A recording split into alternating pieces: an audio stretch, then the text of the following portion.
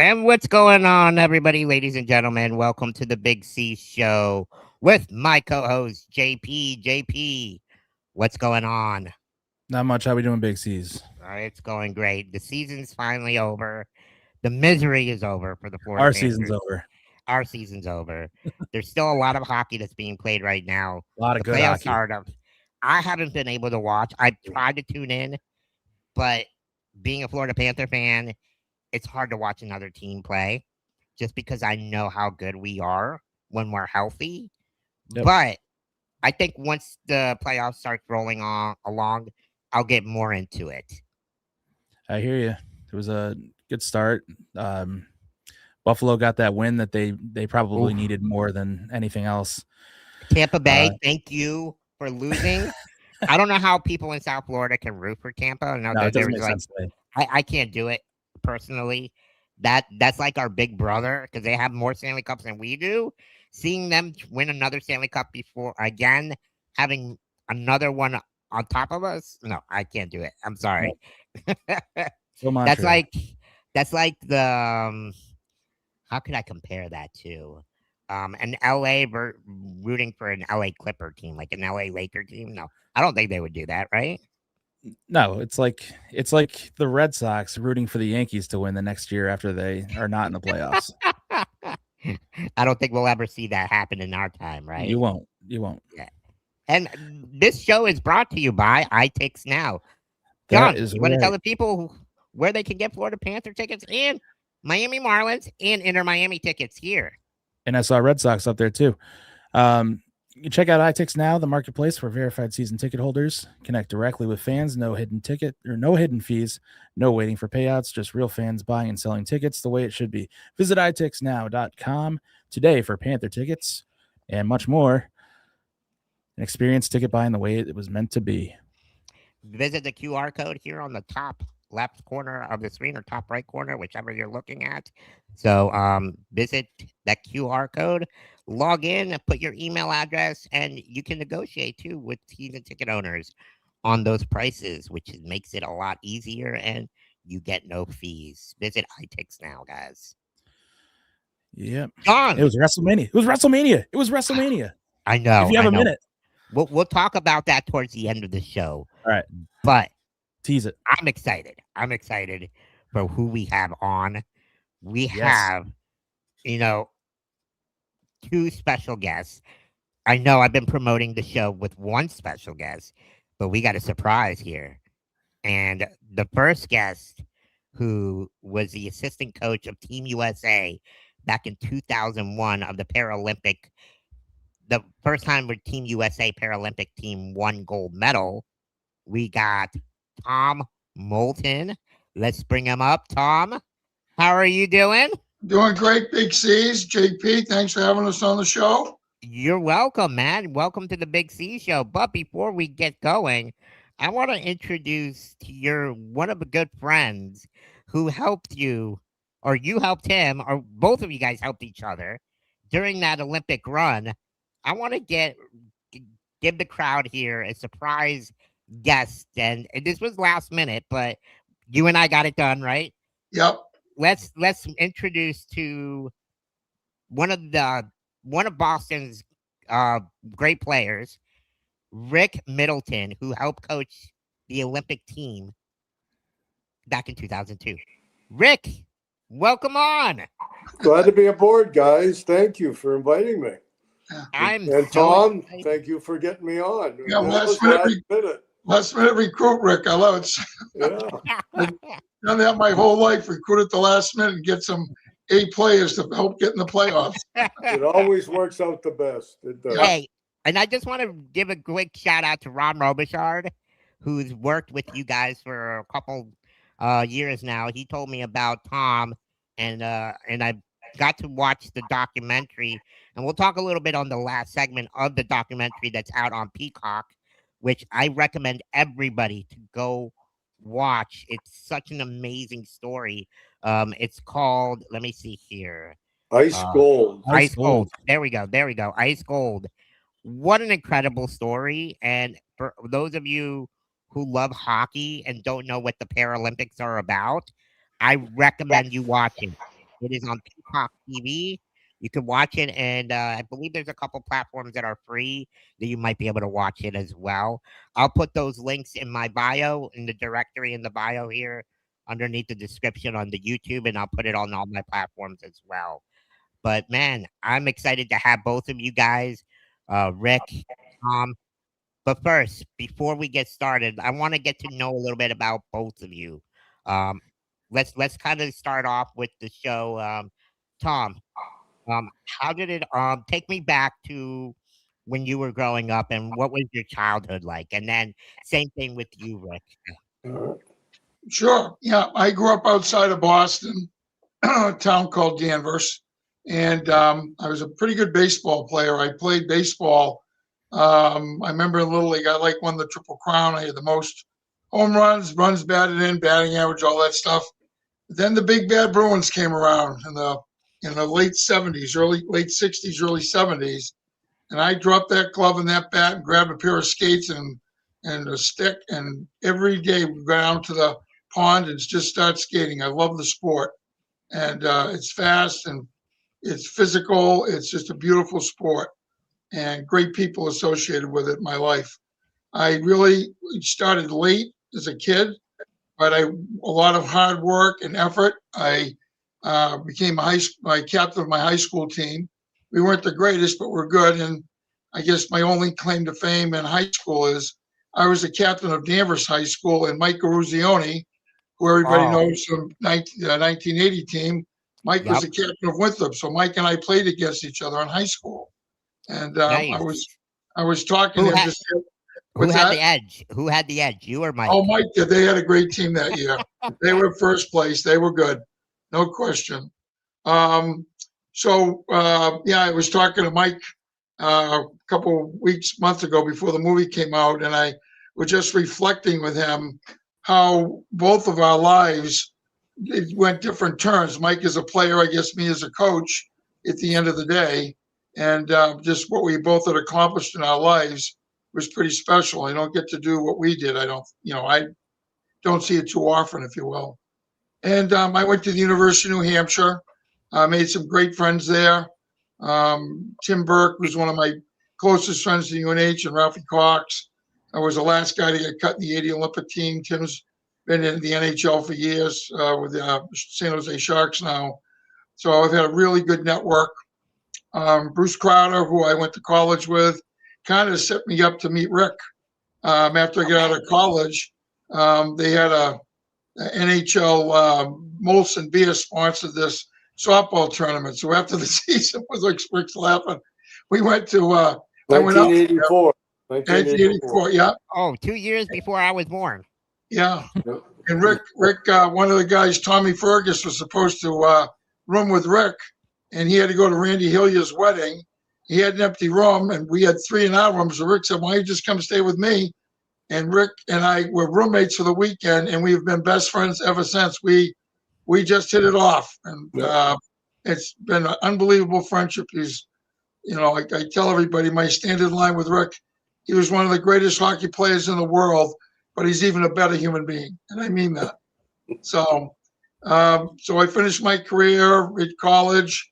I get out. I played in a lot of tournaments and put leagues together, and it really did a good job recruiting, like I did tonight. Get Rick to come on, and we pretty much had a dynasty where I lived in the men's league. The University of Boston should hire you as a recruiter there. Oh God, I don't know. And I had a decent career. I was a half decent player, but not to the level that I could have played pro. I did get to go in and because of Rick and some of my friends, I did get to go in and skate as a practice dummy with the Bruins before training camp. And when the team would go on the road, they'd call me and I'd go in there but it was fun. Who wouldn't love to do Oh my that? gosh. How was You know? that? Like, and we'll go here to Rick here in a bit, but I mean, how was it being able to practice with all these legends on that team? You must have been like in shell shock. It was great. It was, 2 weeks before training camp, we go to Wilmington and, you're out there with, Gordy Kluzak was out there, Rick and Kenny Linsman and Neely, the whole group was out there. And just to be in the mix with them was a special treat for a hack putz hockey player at the time. And it was, but you're right, it was very, very special. And so it was great. And I became friends with a lot of guys. I love hockey. It's been a big part of my life. And the greatest people in hockey have just been wonderful.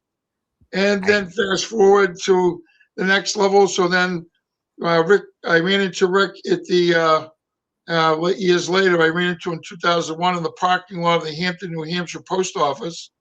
And he's coming out and I'm walking in and he recruited me in the parking lot to be his assistant coach for the U.S. Sled hockey team. So that's kind of, I guess, where I could leave it, but that's a quick synopsis of my tour duty. That's awesome. No, and your story seems incredible. And so is, let's get to know a little bit about Rick. Rick, tell us a little bit about your early childhood. Well, first of all, Tom's being humble. I mean, there's a lot of years in there that Tom sponsored hockey teams, 3 different teams with the jerseys, bought the jerseys, played on 3 different teams during the year, and was always involved in hockey, always arranged, always called the guys, got the Thursday night going, got the Sunday going, for years and years and years. So he's being humble with his effect on hockey. He was involved in a lot of hockey, and that's why he's in the New Hampshire Legends Hall of Fame. And he wouldn't mention that. Oh, wow. So, thank you for telling us that, Rick. I mean, Tom, you seem to be like a legend over there in Boston. Well, I don't know about that, but I've been very blessed, Caesar, JP. I mean, I sometimes have to pinch myself. Did I ever think when I was a little boy that we would be in the Paralympic Hall of Fame, in the U.S. Hockey Hall of Fame, and then my state to be in the Legend Hall of Fame? No, that's beyond my wildest dreams. I never did what I did for those reasons, but I just happen to be very, very fortunate and blessed to be involved with some great people and be able to have a good impact on, like Rick said, hockey players, their lives. A lot of these people are my great friends, and it's been a beautiful life for me. That's awesome. So, Rick, take me back to when you were growing up. What was your childhood like? Well, I grew up in another country, Canada. Oh. And I wasn't a Bruins fan. I was a Toronto Maple Leafs fan in the 60s. Oh, I'm going to pretend I didn't hear that. I hate to admit it. So sorry. No, the Leafs won 4 Stanley Cups in the 60s. So I always say, what's a young Canadian boy to do when there's only 3 channels on TV and no cell phones or internet in those days. And, it was hockey night in Canada, Saturday night. It was awesome. You look forward to it. And it was a family affair. My grandmother, my mom, my dad, my sister, and my dog, we all watched hockey night in Canada. And on Sundays, we watched Gunsmoke and Bonanza. So that was the life growing up in Toronto. But, I was fortunate. I really only had 2 coaches growing up. My first coach, when I was a young kid, made it fun. And that's so important that, the game is fun. It wasn't that today is so serious, even from 8-year-olds on. But, I don't remember it being that serious. But we were always in tournaments and we won our share of them. And so it made it fun to be competitive. And then around the age of 13, I switched teams and I went to the Toronto Hockey League, they call it. I'm not even sure what it's called today because there's like 6 million people in Toronto now. So it's a little bigger. And I got with a coach by the name of Frank Miller. And from the ages of 13 to 17, he changed my skating around, made me a better hockey player, better skater, to the point where I got actually recruited by 6 different colleges, and BU was one of them. I had a full boat to BU, ironically, and I never took it. And I got drafted by the Oshawa Generals in junior A hockey, and it was only a half an hour from my house in Toronto. So I decided to play junior A in Toronto for a couple of years. And luckily, I had the best year of my hockey career, my draft year, and went in the first round to the New York Rangers. And it was, after that, it was a business. It was work. And luckily, I survived it. I played in New York. Actually, they sent me to Providence, Rhode Island in the American League. When I was 19 years old, I lived in Providence, Rhode Island, and then made it up to New York for 2 years. And as I admit that I might have been having a little too much fun in New York, and they ended up trading me in Boston. Thank goodness. And I only say thank goodness because the year they traded me was the only year in my career I never made the playoffs, and they were a team in transition. That was the year of the big trade with Esposito and Vadnais came over from Boston, and Parker Rattel went to Boston. I went at the end of the year. So, and then I got another great coach in Don Cherry, who had the patience to work with me and kind of teach me how to play the NHL games through attrition of ice time. Where I didn't have a regular shift. It was my third year in the league, and I never played regular all year, and which I didn't like too much. But in the long run, it all worked out for me, and had a long career in Boston, and I'm still there. President of the alumni for 15 years. There we go. Retired now, and so like Tommy said, everything I have in life is really centered around hockey, and my life in hockey, or doing something in hockey, or knowing people in hockey, or whatever. And it's a great fraternity of people. Meeting Tommy through Bruce Crowder, who I played with, and I never would have met Tom. And then, ironically, so many years later, decided that I had this chance to coach a sled hockey team, which I never knew anything about. And so I wanted somebody that was an avid hockey man and a guy that I knew would the guys would respect on the team because of his love for the game. And that's why I wanted Tom to be we're good friends and live close together, to be my assistant coach. And he didn't know as much about sled hockey as I did. Somehow it worked out. I would say so. JP. Yeah. So do you, starting with Tom, do you each have like a singular, like who's the singular biggest influence on how you got into hockey? Oh boy. I think if I had to say the burning desire for me to get into hockey, I think I was in the 8th grade, 7th grade. I tried out for a team called Linfield Danvers Phantoms. All right. And when I tell you I get out of school, I went down to I did my paper route. I went down to the pond. I came home for dinner. I went down to the pond and I worked. And I went out for the Bantam team. And I'm just a little kid though. I knew I was better than one of the players on the team, but it was one of the coach's kids. And he got the spot and I didn't. Oh, and I basically said, fuck you at 8 years old. There we go. Really? I'm going to prove you fucking did not pick the right guy. And that was just a little kid, right? And Rick knows how passionate I am about things. This is now a Boston podcast.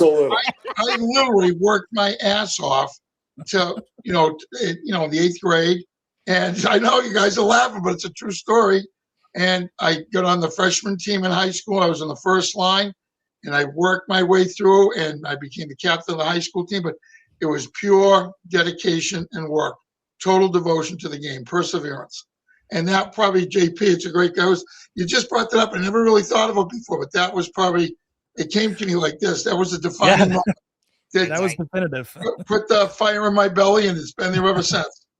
I fucking love it. That's so great. It just kind of like the competitive and me too. Like, I've always wanted to prove people wrong with all the shit that you get told. It's like, well, how can you coach football? Well, you know what?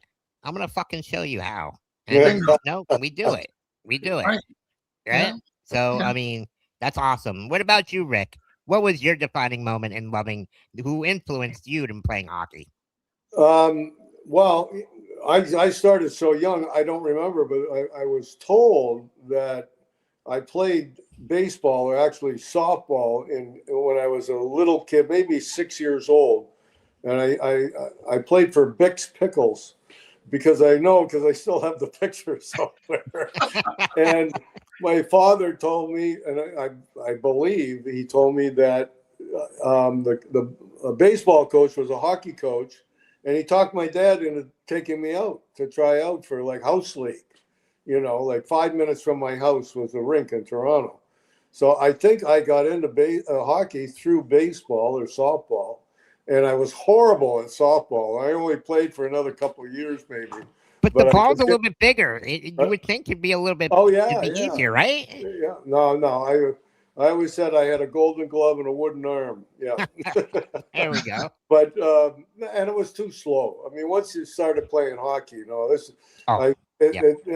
and the Maple Leafs and everything, I was enraptured by the whole sport, and the fun of playing, and the team stuff. And my dad, and my mom and dad, but my mom never drove. My dad he was a one-man print shop that had to go work and then come home, take me to practice, go back to work, because he had jobs to get out. And he always made it to take me to the games and practice.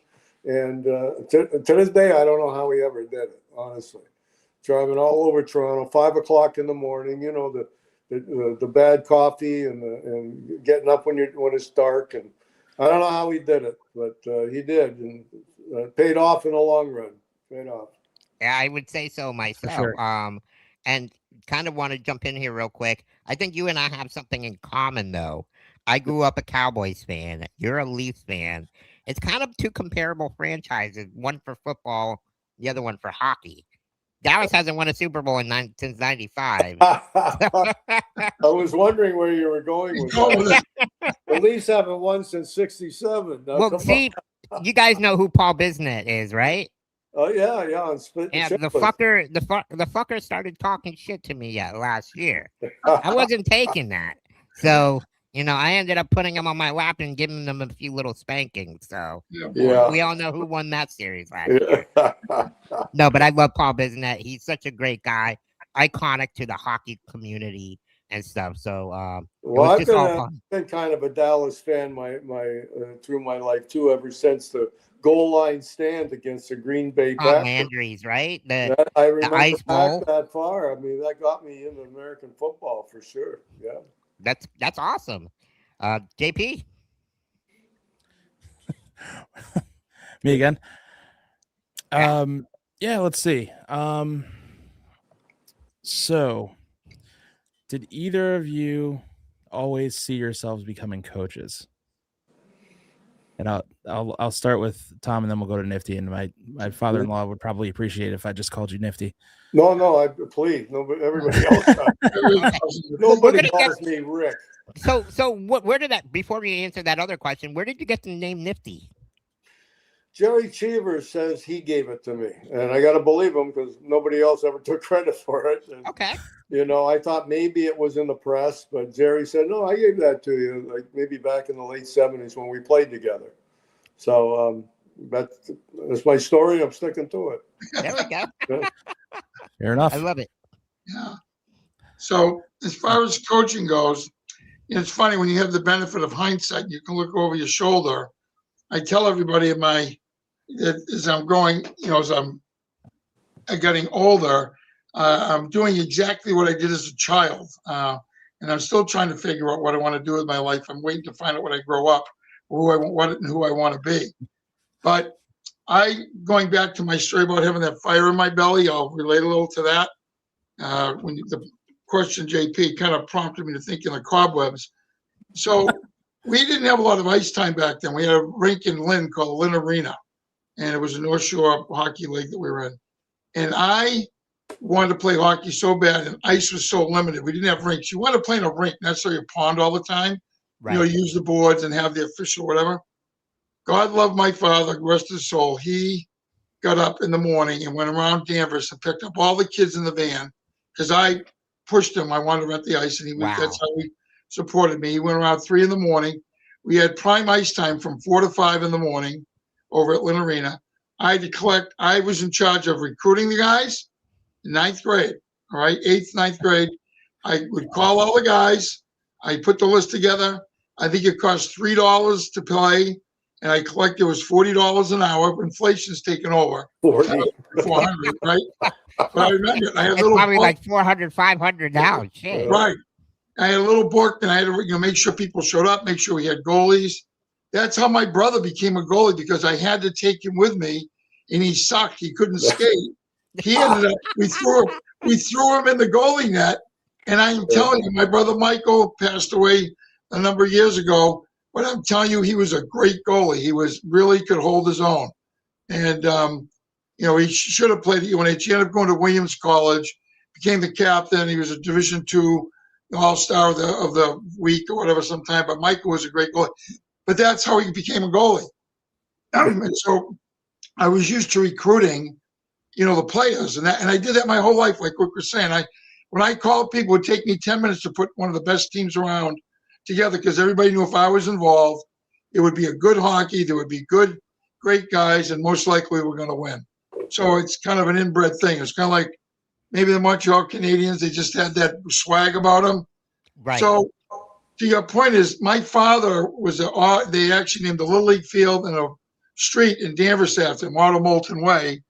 And he was a coach, and he coached some great teams. And I think I got some of his blood in me. But I never thought that I would be a coach doing it. But realizing it now, I was kind of coaching in 8th and 9th grade. I was coaching when I got out of college, recruiting like the general manager and the coach, because I would put the lines together and all that. I knew who really played well together. Right, Rick, on Thursday night, new report. I had 20 guys, and I'm going to tell you, I knew who to put where and what to do. And we had a great skate. It was all about having a skate. We didn't care who won. It was about having a great skate. Yeah, it was about balancing the teams too. So you have to know each guy's strengths and weaknesses. Right. Right, exactly.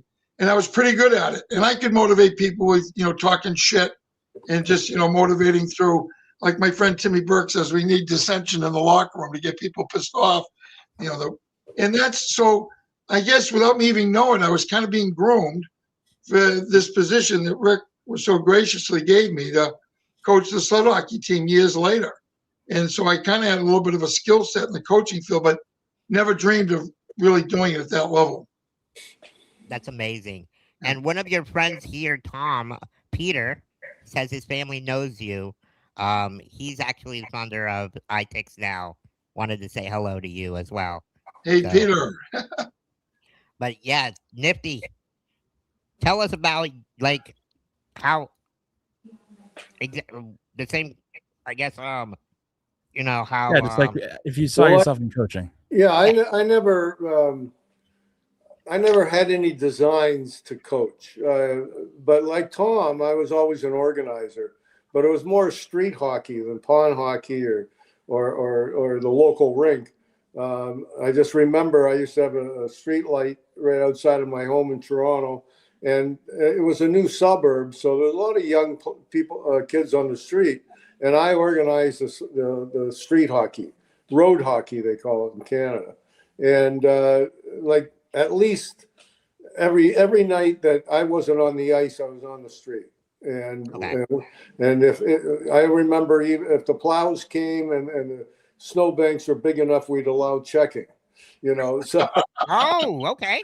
But yeah, I was always like an organizer like that. And then when I retired and my kids were growing up, I coached them, just for fun. And my stepdaughter I coached for a year, but I had no designs on being a serious coach, like in something major.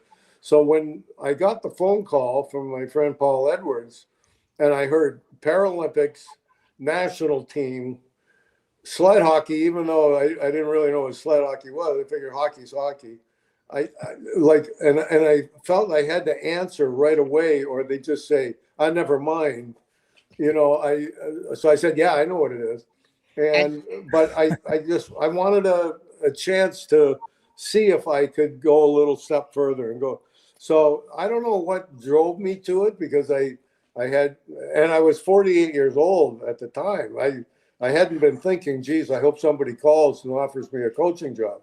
No, it was maybe the farthest thing from my mind at the time. But I knew the game of hockey. So I was never nervous about taking it. I just figured I'll probably figure it out. I hope I figured it out. Here's a team that's never won a game. How hard can it be? Can't do any worse than that, right? Right. You can only go up. Come on.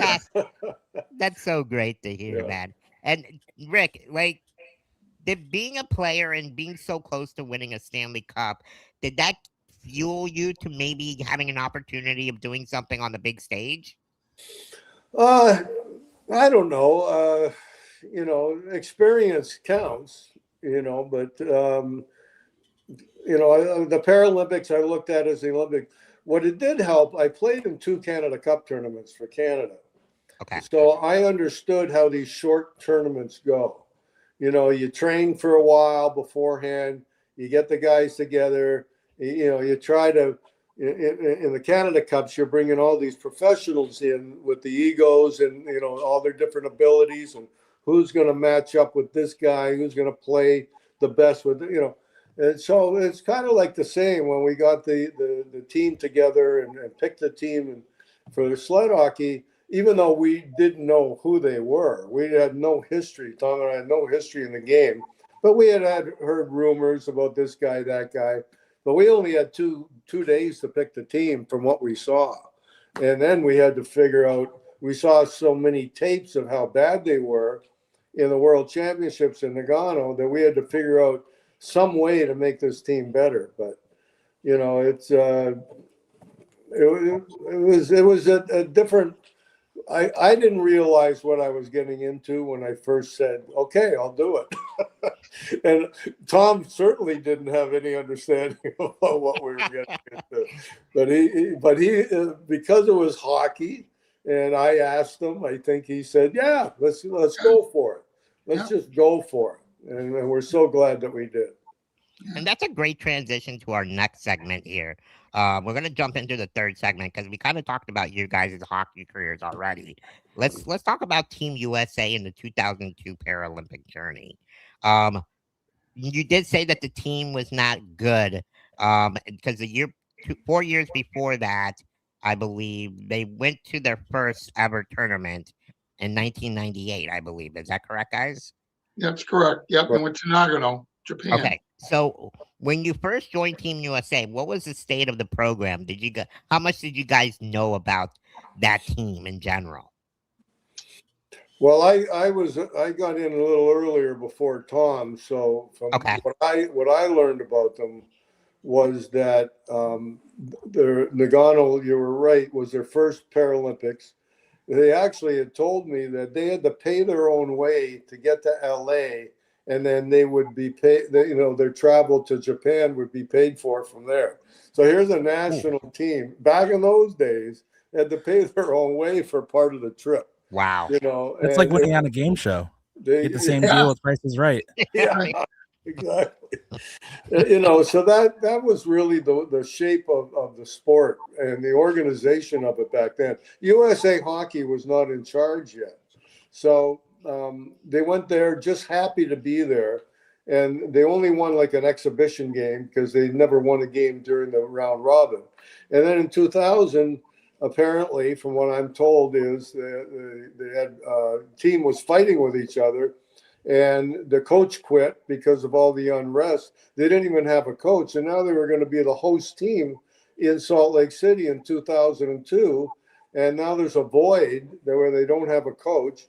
And through a friend of mine, Paul Edwards, and Kip St. Germain, who's one of the players on the team from Massachusetts, knew each other, and because Paul and I were good friends. I didn't even know Paul played sled hockey. He was on Okay. the U.S. disabled ski team. Okay. And he said, "Hey, I know Rick Middleton. You want me to mention, see if he'd be interested?" And that's just how it happened, just by chance, totally by chance. And thank goodness it did, because it's been a great ride. It's 20 plus years. Yeah.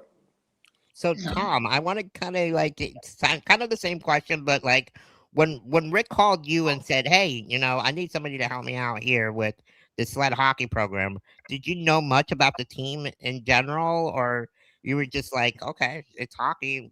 I know you did say that earlier, but Yeah. you had no knowledge of the team at all, right? Really, no background, no knowledge of the team. All I know is Rick asked me, and I just would hitch my wagon to Rick any day of the week, and I would just follow him down wherever we were going, because I love him, I trust him, and what a great thing to do, to say you could coach in the Olympics, Paralympics. So I did when I say I did bone up on learning about the team, found about the history. Like Rick said earlier, these guys paid their own way to really get to the Olympics. There was no support. They have families, some of Oh them have yeah. jobs. They don't get paid for they didn't get paid for playing or anything. And, they had to do it on their own. And I think Kip St. Germain in the documentary comments that they actually did this thing back asswards. Instead of they went top down instead of bottom up. Rick, if I'm not mistaken, wasn't it Wheelchair Sports that helped up a little bit and usher the U.S.? I think they started it, and the U.S. Paralympics was formed in the middle of our training Right. before we got into Salt Lake City. Right. More as a fundraising tool, Right. not necessarily to run the team. So we really didn't know who was in charge Right. all the way through. Yes. And until USA Hockey finally took over in 2006, and since they did that, they won 5 gold medals in a row. Incredible. So, It's been such a they great started run. running it like a hockey team, Right. not like a disabled sport. And, Right. they're the best And I in the think world. And I think a lot of the players listening back to the documentary, that's all they wanted. They wanted to be athletes. They didn't want to be called disabled Right. athletes, right? Right. Exactly. Because, there's a lot of no-show of where, because of the Paralympics, they call it the Paralympics for a reason. They don't call it a Special Olympics because it's totally different. Yep. The Paralympics is after the regular Olympics are played. So these athletes, I'm listening to the documentary, like we want to be just like a regular athlete. We don't want to be called special or anything like that. So it's truly incredible to see the program being run by Team USA now, and they've done such great resources, and we'll kind of get into it a little bit more. But talk about how did you guys believe a gold medal was realistic at the time? Absolutely not. But I will tell you a little story. I mean, Rick, you remember? So we were in Salt Lake City training, and based on the statistics in the games, that's why it was from worst to first, right? That's what it was. It was like an impossible dream. Rick calls it. It's what it was. What we did. So we're in Salt Lake City. Rick had to go home, and I had the team for one day. He had to leave a day early, so I took the team over. And I get out on the ice, and the guys are skating around. I'm a Virgo. I'm organized. Everything on the boards, the paper. We're going to do this, because I wanted to cover all of the skill sets that Rick wants me to cover: passing, shooting, all the drills. I get out there, and remember, I have nobody to talk to. The team manager, Rich Glopper, great guy, but I have no hockey guy to talk to. I'm by myself, right? I'm a lone wolf in the woods. Yeah. And they're skating around. And I'm telling you, I just had a gut feeling they were not putting effort in. Head coach is gone, assistant coach is taking over. Let's shit on the assistant coach. That's how I felt. We're not going to work as hard. Well, they skated around for 5 minutes, and I had to pull the trigger. With my gut, and it's a good thing I did. I blew the whistle, brought them all center ice. They actually had me mic'd up to do some promos, because the Olympics were like 4 months later. They're trying to get some shots. They didn't use any of my stuff because I had enough fun flying. I remember There's no way they're going to use anything unbeknownst to me. So I grabbed the guys at center ice. I'm standing up. I'm looking down. I said, you fucking guys are not, I know you're not giving me 110%. I don't know about you. I'm away from my family. I'm away from my business. I'm not getting paid to do this. I'm doing it because of Rick and the love of the sport, and what's my way of giving back. I said, I don't know about you, but I'm here to win a gold medal. That's the goal. And he says, if you guys don't fucking pick it up, and I don't think that you give me 110%, I'm blowing the whistle. I'm leaving the ice. You can go fuck yourself and practice is over. True story. I wish I had it on tape to watch it because it was. It's on tape somewhere. Yeah, it's probably somewhere. But it's the true story. And I got after that practice. I'm going to tell you, all the guys stepped it up. I called Rick after practice. I said, Rick, no deference to you, but this has been the best practice we've ever had. You know, and three guys come in the locker room afterwards and told me, Coach, we're sorry. You were right. We were dogging it, trying to get away with being lazy. And that's the moment I established myself with the players because they knew my heart was in it. So that's kind of like, hopefully was a role for them that I cared about it as much as they did. And here's a picture of that team. You know, going back, do you recognize the guys? Or obviously you guys recognize them, but who on the team was like the clown and who was the more serious one? Well, first of all, that picture unfortunately doesn't have Rick in it. I don't even know where it came from. Is this the one where he wasn't there? Yeah, he wasn't there. They actually had that when we got in the U.S. Hockey Hall of Fame, which was very disappointing for me. Yeah, they use that. I was going to say. Head coach isn't even in there. Rick, I would say Matt Coppins was a little bit of a clown. He was funny. And James Dunham. And our goalie, Manny. Yeah, Manny. And Dan Henderson with the barking leg. Yeah. Okay. Now, everybody had their own personalities. Josh Wirt was 17 years old. He came to the camps with his mother. You know, our average age was 34. Wow. Or 34. So we had men on the team, and we had a 17-year-old and a 21-year-old.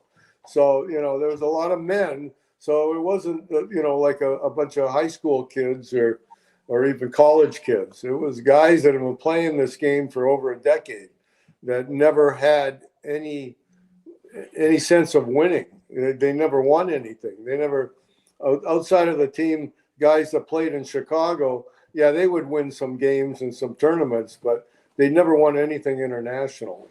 And so that was the biggest hurdle to go over is that as a national team, nobody gave them a chance because they had never won a game in their history.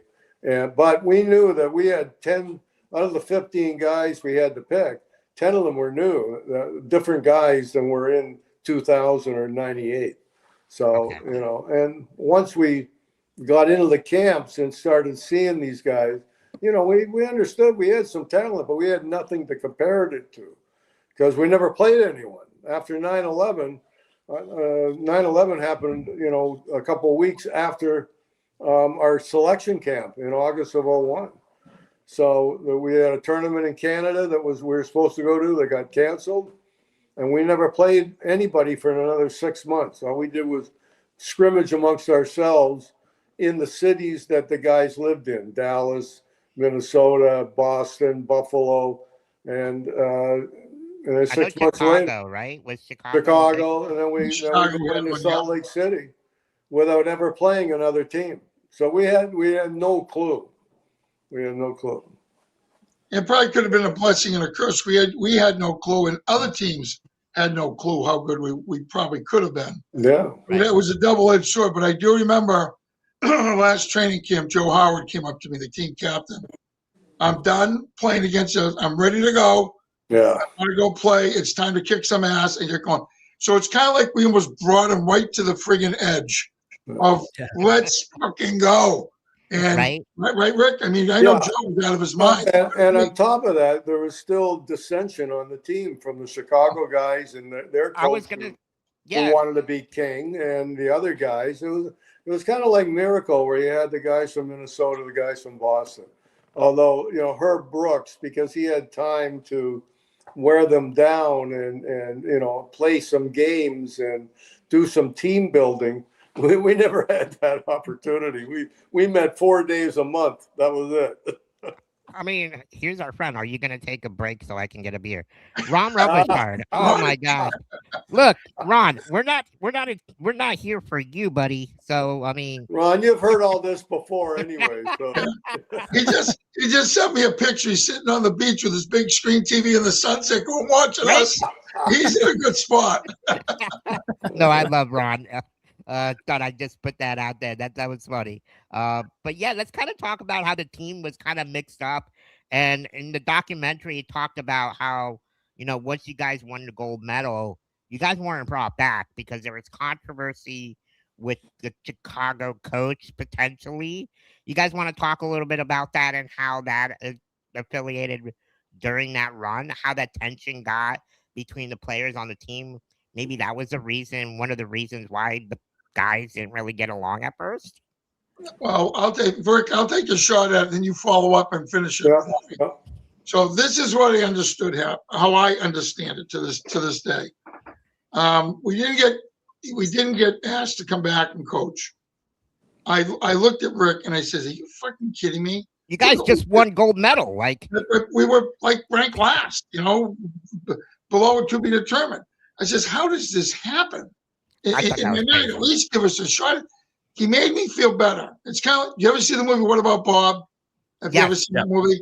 Remember down at the dock, the kid drives and Bill Murray puts the kid in the water, and then Richard Dreyfuss comes out and goes, "I'll take it from." He takes his arm and goes, "I'll take it from here." That's kind of like USA Hockey came in after we got the gold medal. "We'll take it from here," and it's like, really.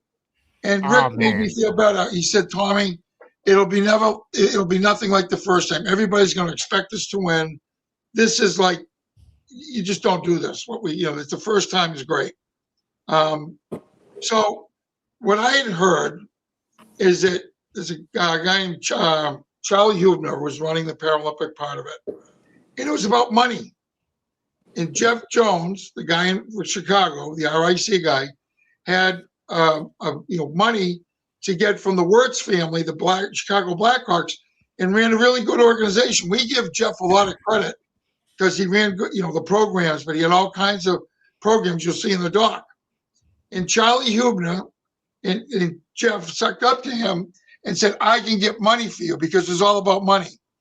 And so Jeff got his foot in the door with the Olympics and just deep six Rick from there. He just deep sixed him because Jeff was pissed that Rick and I got the job.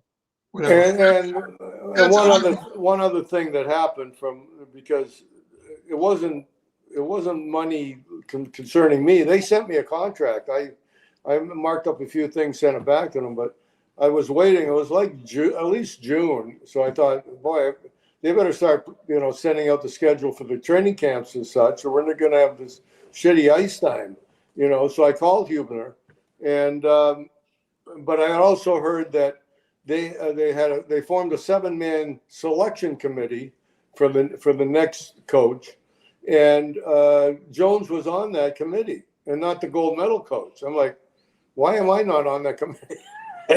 So I called Hubner up. He goes, "Well, Jeff Jones, he runs RIC, and we're trying to get more sports into RIC. They have 22 different sports." And I said, "So basically, you're hanging, the sled hockey is a carrot for him because he still wants to be the head coach of the national team, and because he was on that committee, there was no way that we were coming back, no way. And apparently, obviously, he had some pull, and we never got asked to come back." So it was whatever Hubner said, it was money driven, or I didn't want to do it. That's bullshit. I had already sent a contract back to them, and they're the ones that squashed it. So, but like I said to Tom, maybe we wouldn't have won it in Torino 4 years later, and we have the memory of doing the first one, and since then they turned a gold into a bronze. but then USA took over in 2006, USA Hockey, and now they've got 5 golds in a row, and they're the winningest team in the world, and nobody can beat them. And Canada has beat them on occasion in World Championships, but not in the Paralympics. And it's been such an incredible run. You just watch, the athletes. Shaw I had an opportunity with one of the players, Shaw, to help us run the camp down here in Florida at the Panthers Ice Den. And he ended up bringing the gold medal and showed it to a lot of the kids and a lot of the people that were down here. Shouts out to Ron Robichaud here, because he's the one who introduced me to sled hockey. And I got to run it for 2.5 years, 3 years. And, it's a grind. It's a grind trying to get money, to get ice time, to get the equipment, where to store it. For the club teams, yeah. But at the Paralympic level, they get paid now. They're treated just like Olympians. They train. They have training facilities. And, like the NHL, you've seen how the NHL, how much faster it is. They have personal trainers, right? They're so much faster and stronger on their skates. And that's happened in sled hockey. These guys are so fast. They shoot with both hands now. We had guys that are lucky to shoot with one hand, some of them. But no, they've improved so much over 20 years in the training and everything. And now it's Olympics and Paralympics. They're together. The Hall of Fame in Colorado Springs, the Olympic and Paralympic Hall of Fame. So it's awesome where it's gone. And it's got similar billing. And I think just to reflect for a minute. So after we win the gold medal, it's like remember I told you I was a boy when I was playing baseball, I dropped the glove in the back because of Bobby Orr and Esposito and Big everyone's. Because hockey became very popular. Well, I think, and I've reflected, I said, Rick, the impact we had on the sport was exposure. Yeah. Because now all of a sudden you win a gold medal and everybody, then here in the U.S. at no less, right? All these programs in the world, in the country started popping up. Aspen, St. Louis, all these. So now you had a bigger pool of players. Then you had the guys coming back from Desert Storm, guys that got injuries from the war. What can they do? It builds camaraderie. If you have a disabled child, what do I do with this? My kid, you get them involved in it.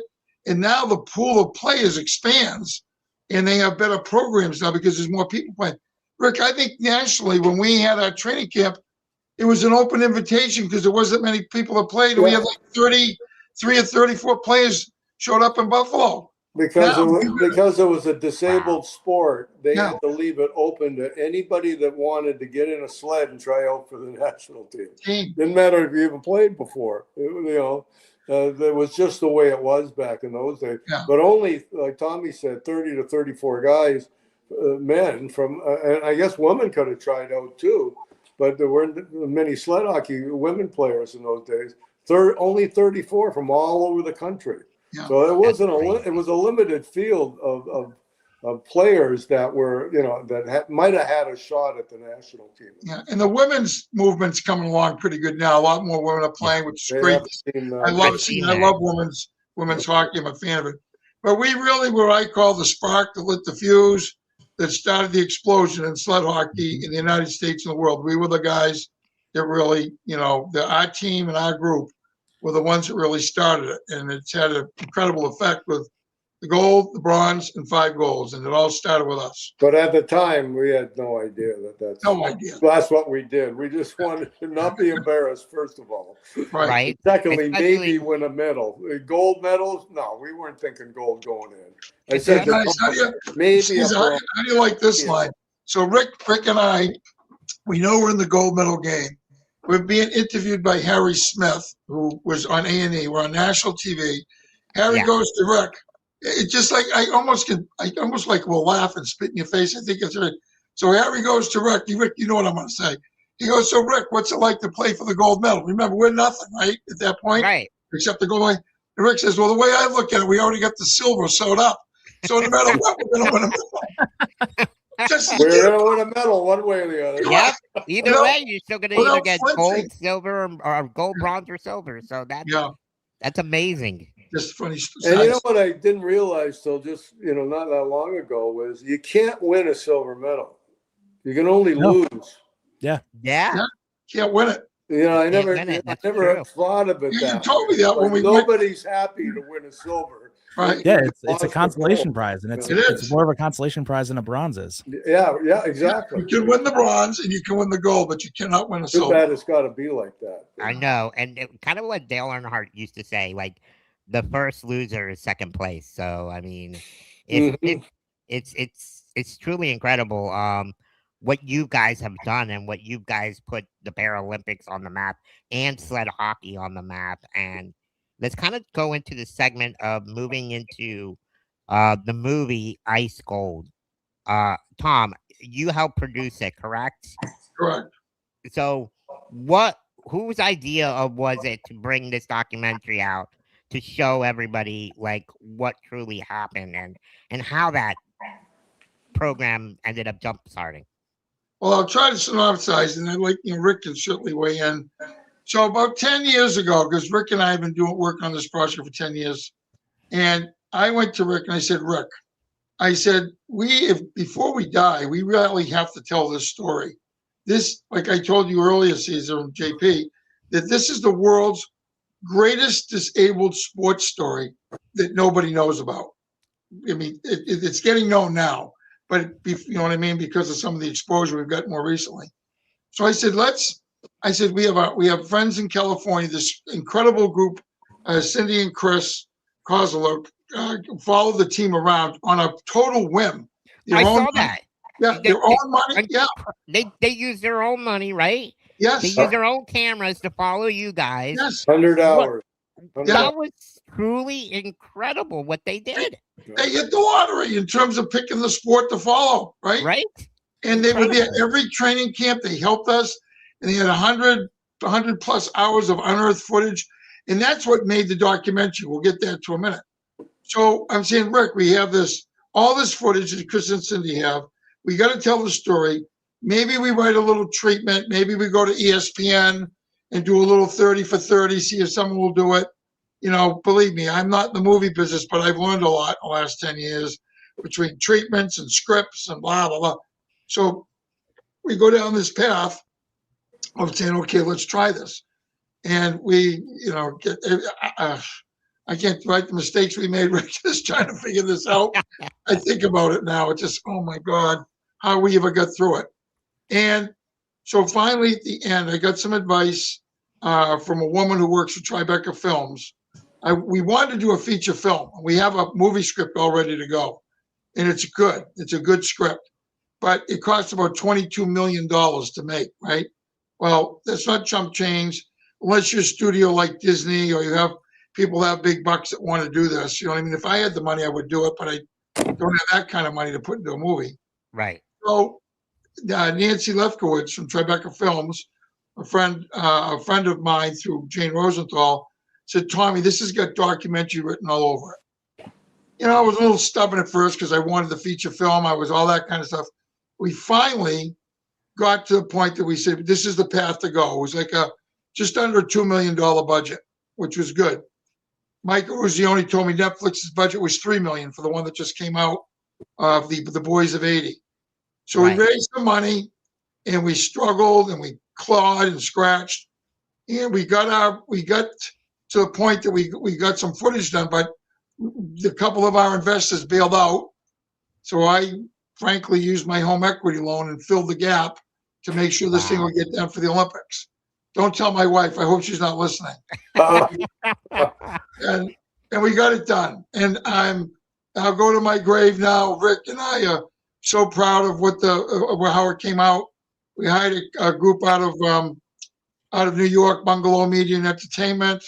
Matt Allen, great director. Really, I think, pulled the story together. You've seen it, Caesar. JP, have you seen it at all? I was actually I started watching it, and then my 3-year-old decided to be a menace. I got it. You'll get to it. I got about 40 minutes into it. Yeah, but it's a beautiful story, and we're very proud of it. We just had a big premiere a couple weeks ago in Portsmouth Music Hall.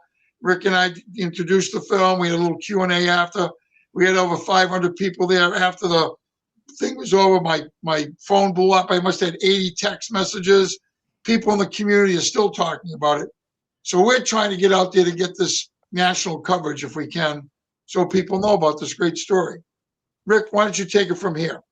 Which can be seen on Peacock. We have it here on the screen.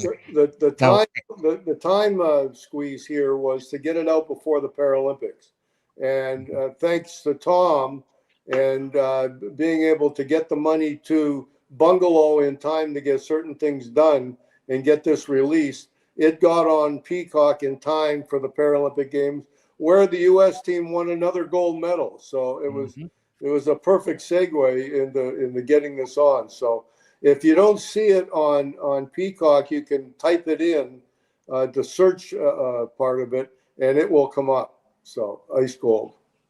It was such an incredible documentary. I was hooked. I wanted to know more behind the scenes, but incredible stories, and the couple too that ended up giving you guys the footage must have been such a great asset to this documentary, because that helped you guys, especially with the budget that you had, right?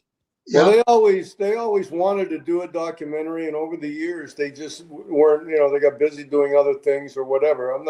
I'm not really sure, but they always had these 100 hours of tape, and until we decided to do a documentary with Bungalow, then they were able to make a deal to pay for so much of whatever they use, and they agreed to do that. And that's what makes a documentary great, because you can actually go back into that moment, and then you can come into when they interview the players today, and they have the interviews, because what they would go to these guys' homes, because we did the camps in the cities where the guys lived, so they would go right into their homes and interview them. So it's like going back in time, and so it isn't all just footage from. There was no big TV stations there. There were no social network. media, right? A&E Network was doing a 1 hour tape delay show with Harry Smith and Joan London. That was it. CBC of Canada sent down a film crew because Canada was the #1 seed, and they thought they were going to win a medal, and they never won a medal. And CBC ended up taping our gold medal game. I've seen our gold medal game twice in Canada. I've never seen it down here. That is so crazy. I know. And if you think about it, my brother Ronnie told me, he said, Tommy, when I reflect on it now, to Rick's point, like having the players, it's so much better than have somebody acting a part.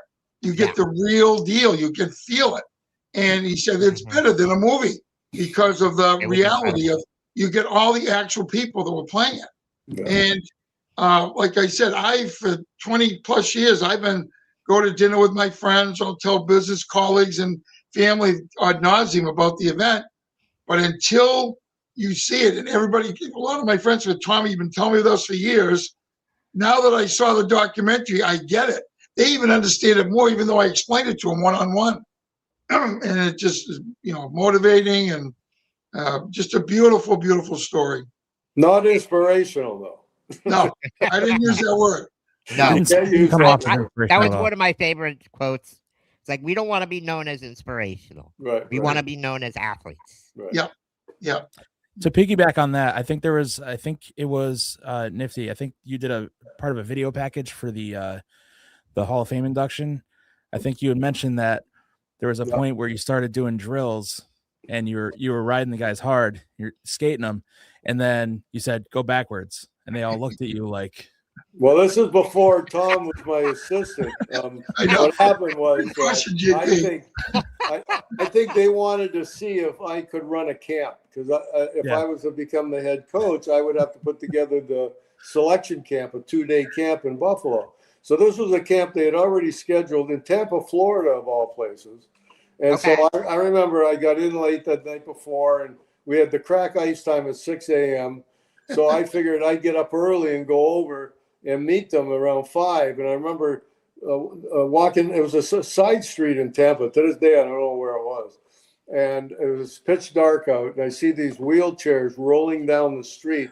And I always had this image under the street lamps. It would make a great poster of the movie. Maybe if we do a movie one day with Tom, we'll do that poster. I think you're right, Rick. But then I went and I met a bunch of guys. First time I'd seen really how they get dressed. Half of them were on the floor, getting dressed on the floor, and some are sitting up, and because some have their legs, some don't. Prosthetics hanging up. It was really the first time I'd ever seen a whole team in a room of disabled athletes, and so I take them on the ice, and like the old coach, you blow the whistle to warm them up, and they're all going one way, and I blow the whistle the other way, and then I blew the whistle and yelled backwards. I wasn't thinking, and they all stopped and looked at me, and I think they looked at me like, is he joking or is he serious? and so we had a big, and they could tell by my red face that he didn't know. So then I said, you know what? Let's see. I want to see you guys go backwards. And they were all like, I'm like, forget it. Now I know why you don't go backwards. So we all had a big laugh, but outside of that, everything else is pretty much the same as able-bodied hockey. And, that reminds me of like when they always put the national anthem. Please stand up for the national anthem. I look at everybody like, excuse me? I never thought about that. Right. But yeah, now they say, please stand if you can, So. Yeah, exactly. Yeah. No, but I always like busting people's balls and stuff. But here's a picture of what one of the sleds look like. And can you guys talk about that moment when you saw these sleds and just the way they were gliding on the ice? Did that surprise you guys on how good these guys can really be? I think that's Declan right there, number 6. It is Declan. Yes, 16. it is. Yeah. Tommy, why don't you tell about your first time? Yeah, when I saw, the guys, we were the cutting edge of changing some of the style. The equipment has come so way. Now look at Declan's picture. You see how he has some fiberglass over his prosthetic legs. Yep. And the fiberglass, they're much more sleeker. If you look at Kip St. Germain's bucket, Rick, it is like an old chair somewhere. You're gonna get material. Each one has it fit to their own body, right? Right. And they sit in a bucket. They sit in a bucket on there, and they strap in. And they've adapted. And they strap their feet in if they have legs. And they've adapted a lot better. So originally, if you want to have stability, it used to be 3 1/4, 3.5 inch wide between the blades, right? Yeah. So a lot of the guys, when we were there, like Sylvester and a couple other guys, Joe Howard, moved the blades into 1 5/8 inches. So what it did is you can surf on your ass, and you have a lot more mobility. So you can see how the guys can spin on a dime. Versus if you have a wider stance, you got more structure. You have more structure, but you can't turn as well. And that's Jack Sanders back in the day. Chicago. Right. And he had more of like his legs were more straight out, and it was more of a bucket, right? Right. Well, he wasn't a double amp, or didn't have. He had his legs, but which actually a lot of the great players today, a lot of them are double amps. Think about it. You don't have the weight of the legs, the length of the sled, a lot less blood to pump through your body, so you can oxygenate better.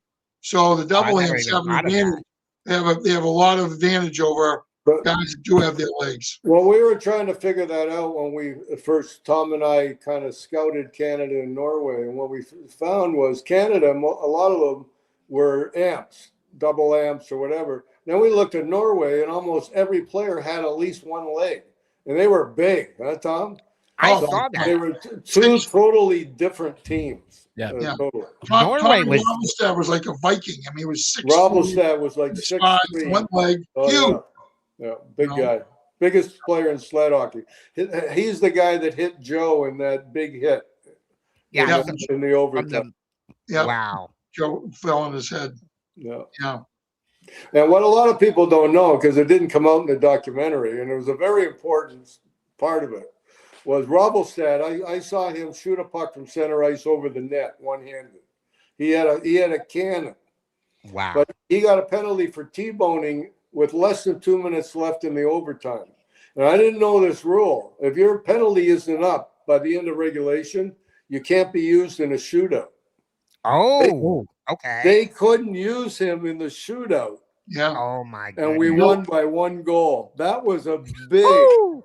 big That was- thing. And I don't know if it's a rule today, but it never came out in the documentary. But he couldn't be used. Wow. By the way, That's very interesting. we had the world record for attendance in a sled hockey game up until this year.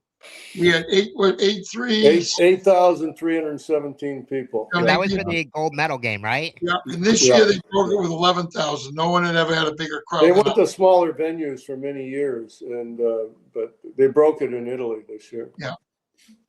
And I think just having all three women's, men's, and Paralympic men's win it this year. How First time was that? ever. First How time was that ever. for you guys watching it? Where you guys are like, did you guys think, man, look at what we did? Like, this is because we helped push this program up ahead. And Yeah. how did you guys feel when all three teams won gold? As proud as a peacock, literally.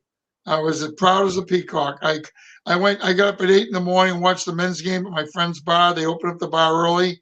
I watched the sled hockey game over at a casino on the big sports screen TV. We had I got a bunch of people come over and watch it. I was like, we got the trifecta. Nobody in the history of the world has done that sport, or all three sports, men, women's, and Paralympics. Nobody's ever done it, and they did it. It's been unbelievable for the sport of hockey because of them going to the White House and,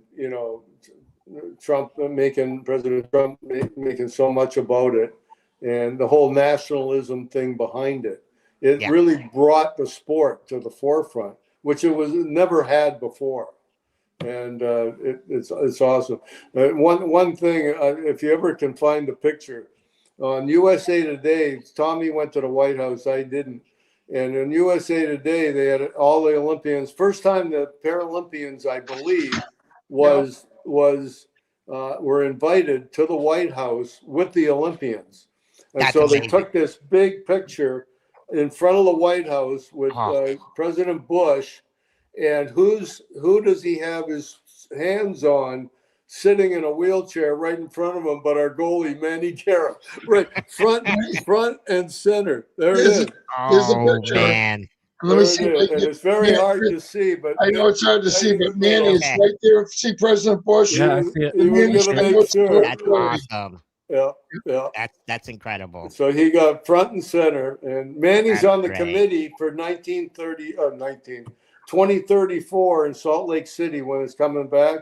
Manny's on the committee to bring for the Paralympics in 2034. So So that's And when it's out coming to make back sure to I the can U.S. get there. Yeah.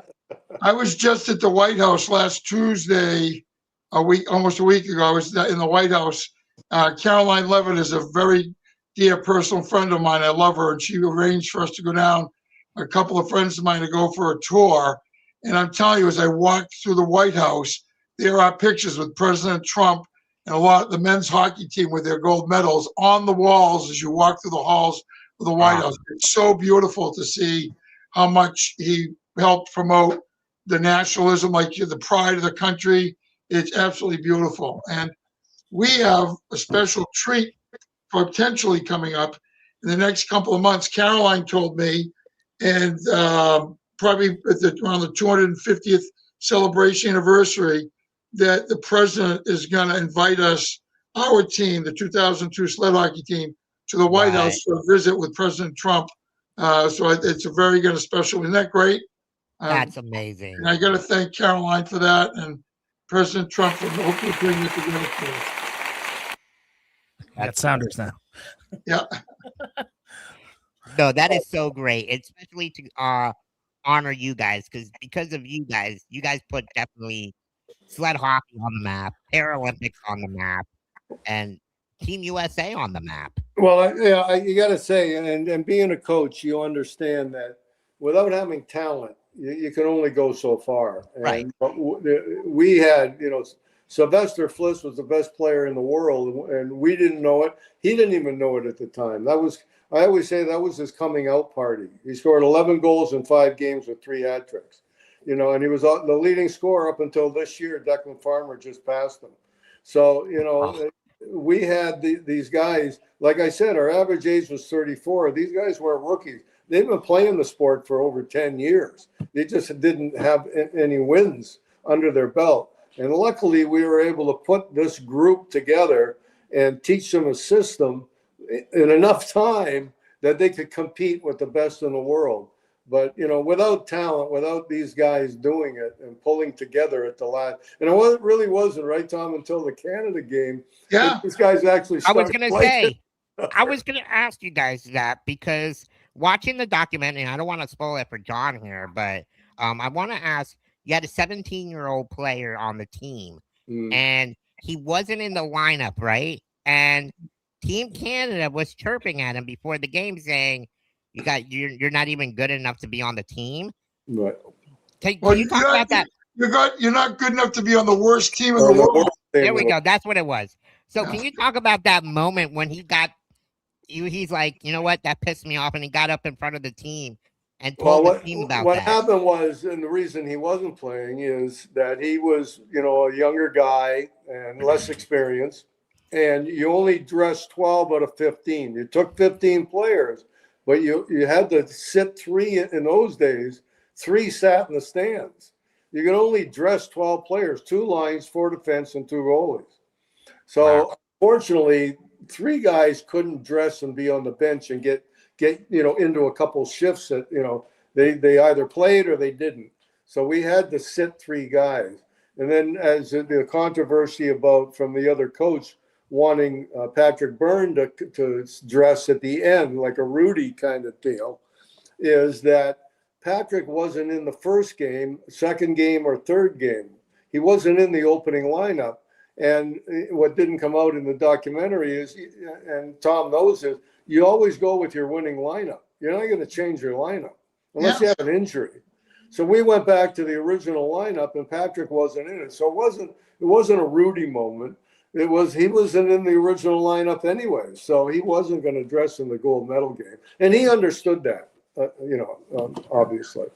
But it's just you couldn't dress everybody, and that's why Josh wasn't in the lineup against Canada. Although, because we won all our games, and what was great is that we got everybody into at least one game. Because we had a couple of guys banged up, and Josh did end up playing at least one game against Sweden or Estonia. Our backup goalie, Pat Sapp, ended up playing against Estonia. Patrick Byrne ended up playing against Sweden and Estonia, I believe.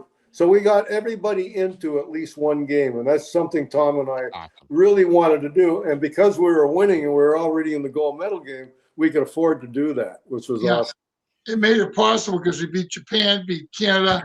When we beat Norway, we were guaranteed we were in the gold medal game. So it's like, okay, we can make some gear. We give some guys to rest. Some guys were banged up, and some guys, you know, we wanted to play everybody. So they got to play in 1 or 2 games. But when we got to that gold medal game, we had to pick the best that got us there. Go with your original lineup that got you there. That got us there, and that's what we did. Yeah. Incredible. JP? So how do you guys kind of frame your legacy with the Team USA? Like, do you guys think that you were, I know you said you were the spark that started the explosion and all that stuff. Like, documentary kind of started off by saying that it was kind of like a big bang. Like, it was like the thing that exploded the whole thing. Do you guys agree with that? I mean, you made it, so you might agree with that. I have to say humbly and respectfully, yes. I mean, to be blessed to be involved with something like this is so very, very special. And it's kind of expected now, right? Everybody expects, you know, USA to be up there. But back then, remember, we hadn't won a game. We were ranked 6th out of 6 teams. There was a to be determined ahead of us, which ended up being Estonia. And to run the table, we got 22 goals for and gave up 3 goals. Can you imagine that with a last seeded team? The really crazy thing, and Josh Wirtz said this, think about this for a second, guys. If this tournament was held in Italy, Sweden, any other country, the team that was the best in the world would not have even been invited to it. They wouldn't even, the United States would not even been invited to the team, to the game, to the Olympics. The only reason they were in this tournament is because it was in the United States. Their host team gets a I bid. didn't even think about that. That's it's such bizarre. a great point. Yeah, bizarre. And the reason, they say, well, you guys were the beginning of it. It turned out because we won a medal, and it happened to be gold, is they got funded again. Because we heard the rumors that the program, if you don't win medals, you don't get funded. I mean, the national program could have folded, and then, it may not have been as big for, sled hockey programs to start in other cities. But it's like winning the Stanley Cup. When you win the Stanley Cup in a city, all the kids want to play hockey in that city. We've been seeing it here in Florida. You win the gold medal, you win sled hockey. And even kids, leagues and programs start up in different cities. So it's just something that happened. We didn't know it was going to happen. But, if the program had folded, it probably wouldn't have happened. And we're very proud of the fact that it just kept it going another 4 years. And then they won a bronze and they kept it going another 4 years. And now they're winning 5 in a row. I mean, it's as big as ever. And it's JP and C's, you guys must see this in Florida. The fact that the Panthers have won, kids and people must be coming out of the woodwork to get involved in hockey. Just like Rick was saying, it's a winning team, Stanley Cup champs, right? We looked into this. We looked into this a couple of months ago. I think we were looking at the biggest youth growth in the country as far as hockey goes, and 2 states. One was Florida, 2 was Utah. Because Utah finally really. So that's good to know. Show you. Yeah. Interesting stat. And it's crazy because I give credit to the owner too here in Florida, Benny Viola. Being able to stay here, he stayed true to his promise, saying, "I'm not moving the team. We're going to win a championship and several more, and we're going to do it in South Florida." So, for him to say that and stick to his guns.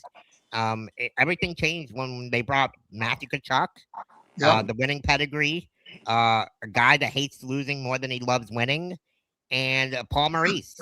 Paul Maurice is such a great coach. Being able to bring that veteran leadership into my Whalers coach, the leadership into the locker room, and guys just love playing for him, and being able to bring Seth Jones last year, a guy who people thought was done, who ends up being one of the best defensemen on Florida's team now.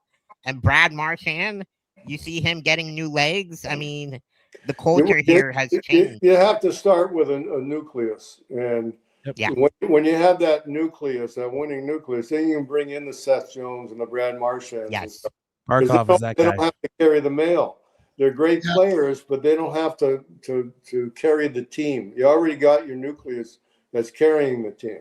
Barkov, and those guys. So these guys fit right in because they don't have to play the big minutes anymore. Yeah. But they're still good players. Exactly. Everybody's got their own roles. They know what to do, and they don't have to do everything over the top, right? No, like look at the presence that Brad Marchand brings to a locker room. Incredible. I mean, he raises everybody's level game up. The young guys, the middle guys, just his presence. You know what I mean? And he's a fan favorite. Whether in Boston or Florida, fans love him. Levity too. He's a very funny guy. I showed you guys earlier. He breaks the ice. Yeah. He's truly incredible. Man of the people. They'll retire Jersey in Boston when he's old. Oh yeah. Oh, for sure. And I was one of those guys that I loved to hate him. I hated him when we played him against Boston. He was always the rat. But now he's in Florida and we love him. And it's been just an incredible run. They'll be back next year. They just got to get healthy. Yes, I totally agree. JP, now we're going to go into my favorite segment, BigCeaz's Quick Hitters. We're going to ask you guys a couple quick questions here before we end the show. You guys don't mind? Okay. All right, I'm going to go. Hike!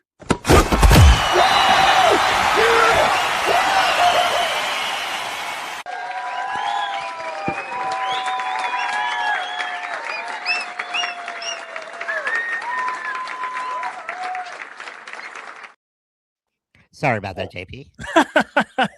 No, that's funny. I'm going to go off the board for the first one. Your thoughts on the roast beef North Shore sandwich? Tom first. Supreme roast beef in Danvers. George Matax. When I was a kid growing up, with a cheese, sauce and cheese.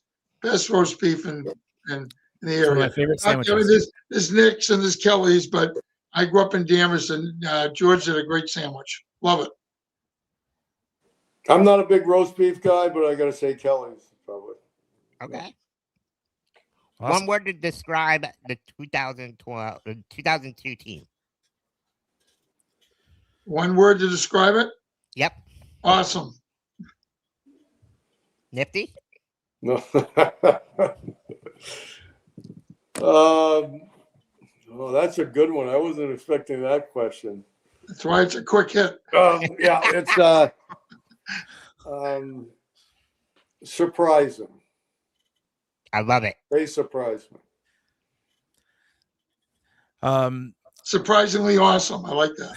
There we go. Combine them. There we go. Worthwhile was another word that came to mind. Yeah. With the vibe that you guys are Sure. giving about the team. Worthwhile was another one. Toughest player that you coached on the sleds? Wait, I'm sorry, what was it? Toughest player that you coached on the sleds? Toughest player. Toughest player. I had a soft spot for Matt Coppins. He was a kid that didn't play hockey, but he wanted, and he just grew and developed. And it was fun for me to see him. Yeah. Oh, little side story. I got to give. It has to be two. Matt was the fun one for me Okay. to kind of get him because he was. Now Kip St. Germain, guy that ended up getting the game-winning goal. Little story. Not many people. Well, it is in the documentary, but played at Norwich. He's a hockey player. Went to Norwich. Found out his injury, broke his back. So when we went to training camp, during the training camp, Rick would take the offense, I'd take the defense and the goalies, and that was kind of our job. What the coach wanted me to do, and then we would we would talk and combine skill sets. One of the little practice things I did with Kip is I said, Kip, if you're shooting on a goalie, think where you're going to be shooting the puck. 5-hole, upstairs, short side, whatever. I wanted him to think about what he was doing. So we had this little thing when we were in training camps where he's going to put the puck. Just ironic how it comes to the gold medal game, right? Yeah. So we did this whole thing during every training camp. When we went to the gold medal game, and Kip, who ended up getting the game-winning goal, comes over to the bench to me just before he's about to go. Yeah. And says, Coach, where do you want me to put it? Remember, we've been practicing this during practice. Where do you want me to put the puck? I looked at him and said, in the fucking net. I don't care. That's exactly what I told him. I love it. True story. So, sorry, Rick, go ahead. Who was the toughest one to coach? No, I think Joe Howard had a tenacity to him that he was a high double lamp, and he weighed 100 pounds if anything, but he did everything. And not only that, we made him captain, and he had the pressure of being a captain on a team that really didn't come together. So it's tough for a captain when you got diversity on the team. And the gold medal game was huge. And if you saw in the documentary that he said he promised his mother, who was dying of cancer, that he'd bring her home a gold medal. Now that's a big thing to say to your mom. And he followed through, and he was player of the game, and he scored 2 goals during the game and 1 in the shootout. So Joe was a tough character throughout his whole sled hockey career, but that was the pinnacle, I think. Yeah, and on top of that, he played another 8 years after that. He was the only player on the 2010 team from the 2002 team. And when they won the gold medal in Vancouver in 2010, he was the only player in the world with 2 gold medals at one time.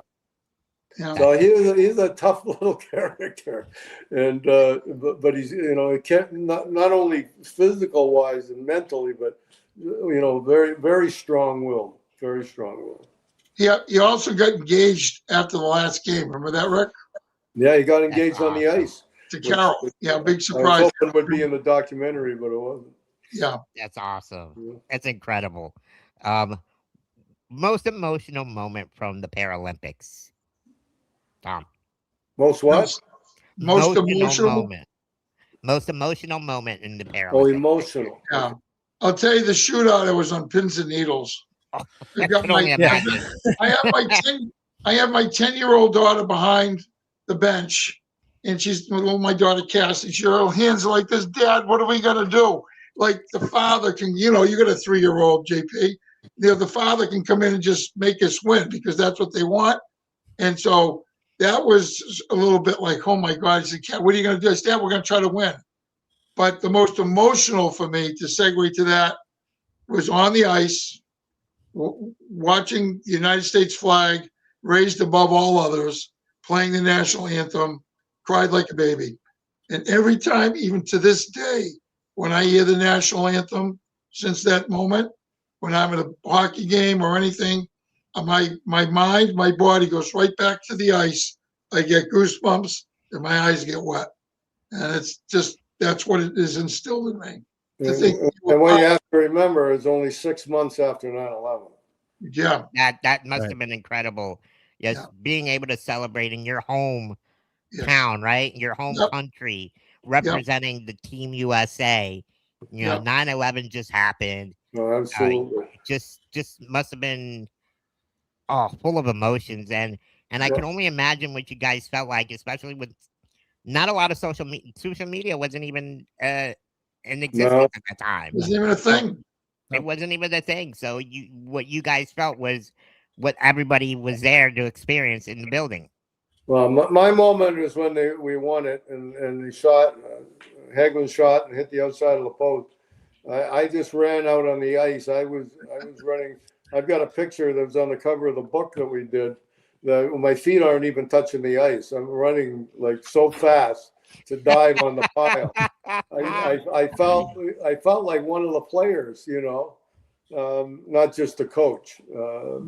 And those tournaments are different like that because it's over. Like I said, we had a few beers afterwards, and you leave the building, you don't see each other for 20 years.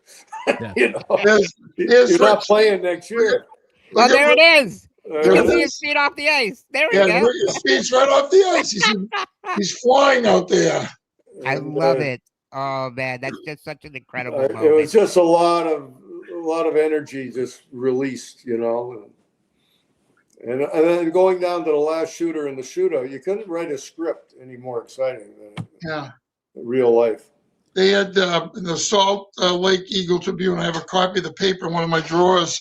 They wrote, the writer wrote that Alfred Hitchcock could not have written a better script, like Rick just got through saying. Just said, you could. I still watch it today and go, oh my God, how did this freaking happen?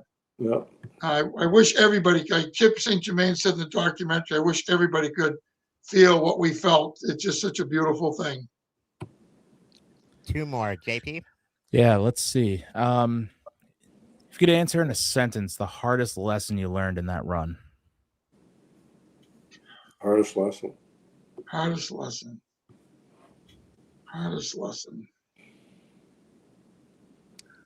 Well, mine was. I'm not really a coach. Like I joked that when things came down to it in the gold medal game, I wasn't sure that it wasn't over my pay grade because there was so much at stake, and I know Tom didn't want, and I didn't want to let the players down, and didn't know if we were missing something or we do something to screw it up, and we didn't. But my lesson was, we went for it and without really knowing if we could do it. And as it turned out, luckily we could. But the lesson was that we had no history in it. I was never trained in coaching. And maybe, we could have screwed it up somehow and lost the gold medal for them. And my lesson was that, it was great to go for it, but I don't know. I might have done it again because we were successful right away, but then I might have had second thoughts about it. You know, I guess my fools go where angels fear to tread. And to me, the reflection is, it was the lesson I learned. You got to have perseverance and belief in what you're doing, and that's just to me is tried and true. And that lesson is true for me, that you just have to believe in what you're doing. It's tough sometimes. I mean, think, JP, you're heading into this tournament ranked last. Mm-hmm. There's a mountain to climb. You had to have some type of perseverance, blinders on, faith, and just go for it, like Rick said. That's tough to do sometimes. It's not like we had a lock on anything. No, and it's not like you snuck in either. You guys won every game. Yeah. Yeah, but we didn't expect it. So all of a sudden, Exactly. we went from being the worst to the first. Yeah. And all of a sudden, we're first. Now we don't want to screw it up. There was no pressure. There was no pressure on us down here. All the pressure was up there. Yeah. I mean, you think about Forrest Gump. Life is like a box of chocolates. You don't know what you're going to get. And Rick and I, Greatest quote. had no idea what's going to happen. Do you think that I thought that this was going to happen in my life? No way. Never. But just kept grinding and pushing, and Turned like I out said, good. we have. What did Joe Howard said, Rick, in the trailer one time? We were in Pittsburgh when we got in the U.S. Hockey Hall of Fame. Joe Howard says, he goes, if you believe in your dream, you got to go for it. This is the captain of the team. He said, we were just a bunch of disabled guys skating around in circles, and we became the best team in the world. I mean, he says that, and I almost want to cry because he's right. Yeah, it's a great line. Great line. Which brings us to my last question on the quick hitters. If there's if that team had a motto, what would that motto be?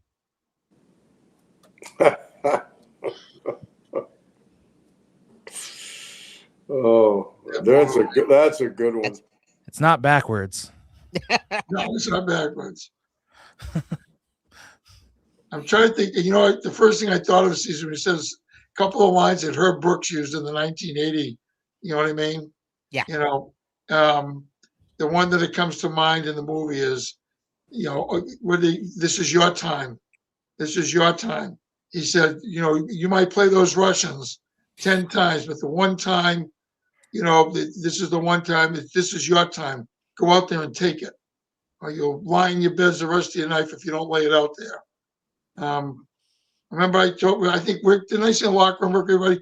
It was kind of a weird way of saying it, but I told all the players, if we don't win this game, it's going to haunt us for the rest of our lives, and it's going to suck. So yeah, Tommy, it'll suck. It'll suck if we don't win. Yeah, winning a silver medal or bronze is going to suck. Losing a silver medal. Yeah, well, get that close, right? Getting that close, whether you miss by an inch or miss by a mile, right. You still miss. Yeah, exactly. We didn't. That's incredible, man. Both of you guys, this has been so much fun. We could sit here and talk for hours and hours and hours. Yeah. We have two more questions here before we go. What does that gold medal mean to you today, to both of you? Well, go ahead, Tom. To me, it's what a gold medal or a medal, it represents. It's a symbol of what we accomplished. That's what it is to me. Just to look at that medal and see it, it's a symbol. It's the culmination of all the stuff we talked about tonight. All gets reduced to its simplest form, its basic form. That medal represents what we did, to me, if that makes any sense. Yeah, to me, like one of the guys, Dan Henderson, said that, he's been playing for 12 years and we're finally going to win something, and I don't think it mattered to them if it was gold, silver, or bronze.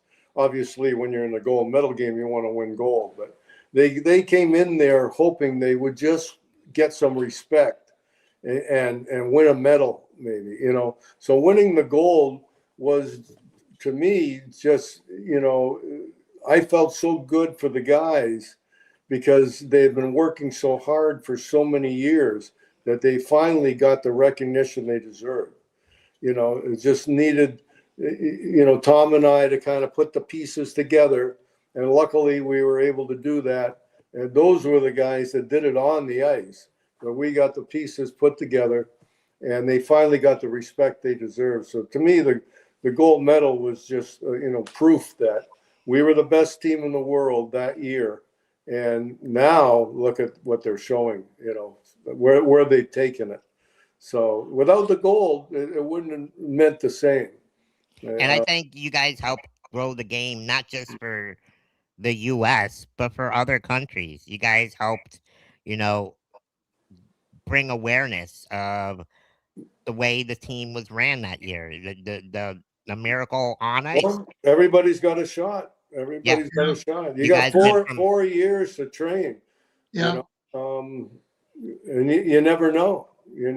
Every time there's a Paralympics, a lot of people may not be aware of this, that country has put a sled hockey team into the Paralympics. So that's how Italy ended up getting a team, how China, and so on and so forth. Russia. So, you know, they're going back to France. It's going to be in France next year, I believe. Next time in 4 years. Yeah. So they're going to have to put a sled hockey team in. They haven't had one, right? That I know of, unless they're in a B division or whatever. So that's expanding the teams and the sport internationally. That will just keep going and going and going. And you're going to have, hopefully, the U.S. winning it every year. But, you know, it'll be interesting to see who the next team is going to be able to knock off the U.S. or Canada. Yeah. You know? I talked to some of the players, Declan and a couple other players. They're really doing a lot of work now, ambassadors of the sport, to raise the level of the sport in the world, like you were just saying, Caesar. And they're really doing that. Ironically, I don't know if you guys know this, but you know how the U.S. got into sled hockey? The Canadians. They didn't have anybody to play way back in the day, and the teams were in Europe. Yeah, they lent equipment to the United States. Some of the guys we coached, they lent them equipment and got them involved in it, so they would have someone to play. And ironically, they thought they taught us too good because now they can't beat us. Dave Conklin, Manny Guerra, and Dan Henderson were all on the very first sled hockey team in the United States in the early 90s, and they were on our gold medal team 10 years later. Yeah. And I kind of want to show this here. The Florida Panthers are running Learn to Play Sled Hockey here in South Florida on May 9th. It'll be ran by Ron Rubishard. So I'll be able to run into him, hopefully run his feet over a little bit. And what a lot of people don't understand is able-bodied people can get in a sled and play too. It's only at the Paralympic level you have to have a certain level of disability to play. Otherwise, anybody can play sled hockey. It's not easy, but you can hop in a sled and have some fun. So yeah, we'll be hosting an event here. The Florida Panthers organization is hosting this with Ron Rubishard. He's bringing in the equipment. So if you are able-bodied here in South Florida, I encourage you guys to come out. I will be there. I will be helping with this program, making sure guys get on the ice and stuff, and putting my knowledge into it. Like I said, I've helped run the nonprofit organization that I had a couple of years ago, where I ran the sled hockey program down here for 3 years. And shouts out to Ron Rubishard for introducing me. We had a couple of fundraising events. We partied. We raised a lot of money to get some ice time, because people don't realize the ice time dollars are what's really pushing back on getting something going constantly every day or every 2 weeks or every month. So, you know, being able to have the ice time is really important and really valuable to getting this program going. So if like you guys said, able-bodied people are able to sit in a sled, they'll be able. You really have to have the upper body strength to push yourself on a sled. Question: Did you guys ever jump in a sled and try it yourselves? Oh yeah. Oh yeah. I have a win as a sled hockey goalie. Buffalo. Was it Buffalo, Rick? Tom and I, no, that was just a 3-minute exhibition in Oh. Buffalo. But no, Tom and I coached the team afterwards, and I got the jerseys with the bear on it, the old Bruins jerseys with the bear. Oh, those are classic. And we would go to tournaments, but we'd only have one goalie, and our goalie got hurt. So I said, as long as I don't have to skate, I can sit in a sled in a net and block and catch, and So I forget where we were, Colorado or somewhere. And I ended up getting a win as a sled hockey goalie. Yeah. That's incredible. Yeah. One last question here for both of you. Now, I've started this platform just to, tell people like what sports means to them. I want to get their story behind. And I want to ask both of you, Nifty, Tom, how has sports in general growing up made you the person that you are today? For me, it's pretty simple. It's made me more competitive, more focused. At the same time, be compassionate, be accountable. All the, sports is a good way to structure life in some ways. You have to be accountable to your teammates, accountable to your coach. You have individualism, but you also have team concept to work together for a greater goal. So I think it really hones life skills. I think to be a good human being and to be a good person, learn to give back, all those functions, that's kind of what hockey has done for me in my life. I think it's made me a better man, better person, learning those things. Yeah, it's, if you love sports, it doesn't really matter what sport you're playing. I mean, I started in hockey, but I liked track. When I was a young kid, we used to have field days and stuff, and I learned that I was pretty quick. I didn't always win every race, but you learn that it gives you a little self-esteem, and you're happy to finish second or third, and you're happy for the guy that won it. Then in high school, I played rugby and I played football. There was other sports, different mentalities, and you learn how to react and with other players on your team. And you're not going to be cliquey, but you're not going to be friendly with everybody on your team. You have your friends and such, but you have to be a good team player. And then you learn that you don't want to let your teammate down. To me, especially when I got into professional hockey, I realized, and in Boston especially, you don't want to let your teammate down because they're playing as hard as they can for you, and they got your back. So you got to be ready to play every game and not take a night off. And that taught me a lot along the way. And the same is with life. You get up every day and ready to go. Do whatever you need to do. Not everybody gets a trophy. Remember that. Because if you don't get the trophy, it puts the fire in your belly to work harder. Remember my lesson when I didn't get picked at 8 years old, 8th grade? Great put a lesson. fire in my belly because I didn't get a trophy. And that's important. Yeah. 100%. Tom, Whatever lights the fire. Yeah. Exactly. Nifty, Tom, it's been such a pleasure having you guys on the BigCeaz Show. Truly appreciate everything you both have done. You are two legends. Thank you both. And incredible individuals. And anytime you're in South Florida, let me know. We got to catch up. And I'll go to a Panthers game with you when I come down next year. Oh, let's make it happen. I've been there a couple of times. Rick and I talked about going. I was there last year, right, Rick? And Ray Bork was there. Yeah. I'll get Ron. I'll get Ron to come with us. Make it a little thing. Yeah, make it opening night, and I'll be there. All right. Hey, before we get on, Caesar, you got to email me your address, mailing address. I have 2 gifts for both of you. Mm-hmm. This is a little card that we made up about the movie. That's amazing. It's autographed. Rick and I autographed a bunch of them for our friends. Mm-hmm. And the backside, a little memento, talk about our premiere about the movie. And I'm going to send you, Rick and I bought a bunch of hats that say Ice Gold with American flag. I'll send a hat for both of you, and I'll send you one of our little postcards for the movie. All right? Thank you so amazing. Much. Oh, my gosh. We would love it for sure. Yeah, That's well, you're cool. both baseball cap guys, so you need to have one of these. Yeah, exactly. I'm a Braves fan, so we're on top of the world right now. So Yeah.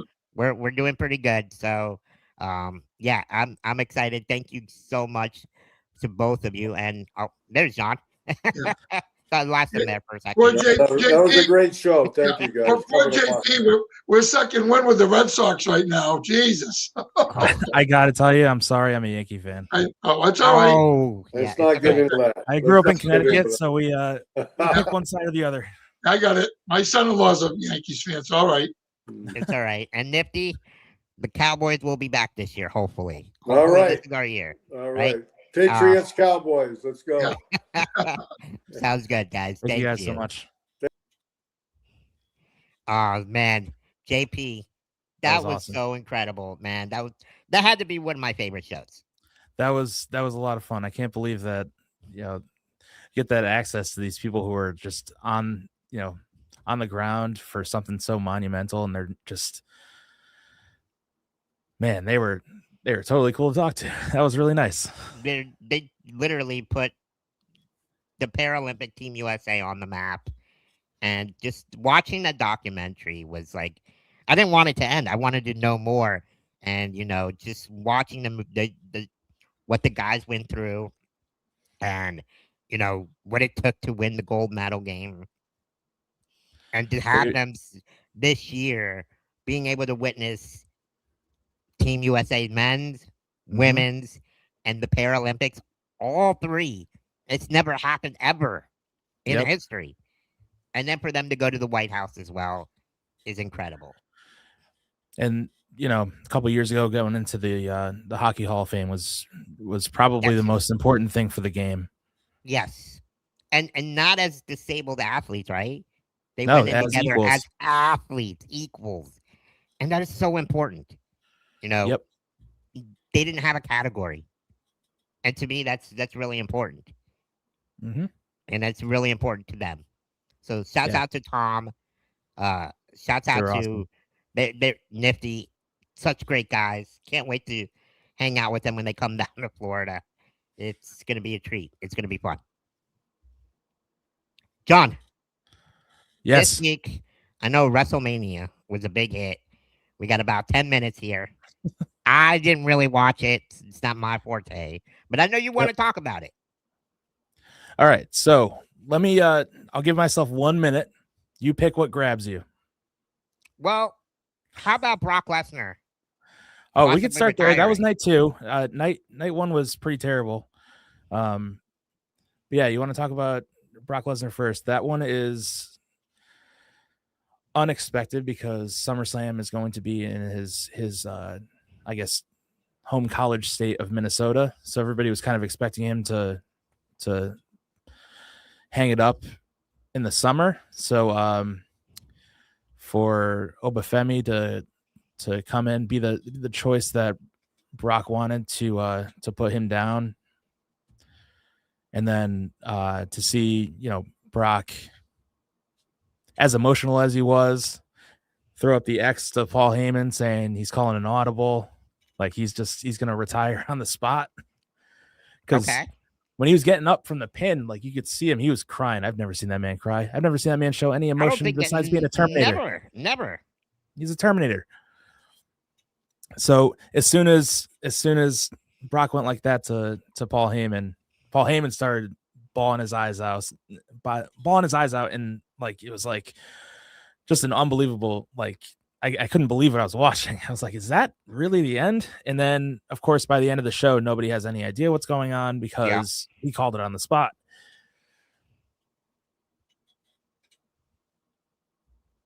But So, there's you got to start talking about Brock Lesnar as one of the best to ever do it.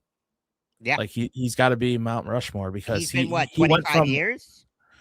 Yeah, he took a pretty big break between his like post college athletic peak, but like between being a collegiate wrestler, youngest WWE champion until Randy Orton, but he beat The Rock for his championship.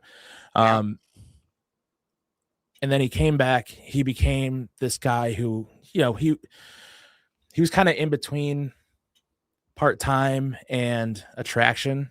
Like he would show up for Raw, but he would only wrestle on the pay-per-views. And that's kind of like what people have become as they get up on the card. Like you don't really see Roman Reigns wrestling on Raw or SmackDown anymore. No. So it's like that's wrestling's gold medal. You have the tour bus and you're there every week, but you wrestle once a month or something like that. So what did you think of the storylines this SummerSlam? I thought for sure they were going to put Gunther up to Brock Lesnar, so that's all out the window right now. I thought for sure that Brock was going to have a match with Gunther, which would have been cool. But as far as Brock goes, it's kind of just wait and see. The rest of the weekend had a lot of good stuff. A lot of celebrities wrestling in the crowd. You had the annual George Kittle, I'm chugging a beer in the front row. Gronk looked like he labored on his. But one of my favorites from my past came back, Paige, excellent women's wrestler. She came back and won the tag titles with Brie Bella. Yep. And then I think I watched the match the day after. I didn't watch on Saturday because I was playing a show somewhere. But before night 2, I watched some of night 1, and I was watching Becky Lynch's match against AJ Lee, and I'm like, I think Becky Lynch might be my favorite wrestler of the last 10 years in WWE. So I think she's got it all right now. She's got a great entrance. Yep. Never misses a beat. She's got a new theme from the Wonder Years over the last year. Just amazing. Main event last night or 2 nights ago, Randy Orton, Cody Rhodes, terrible. It was like it was stuck in first gear all night.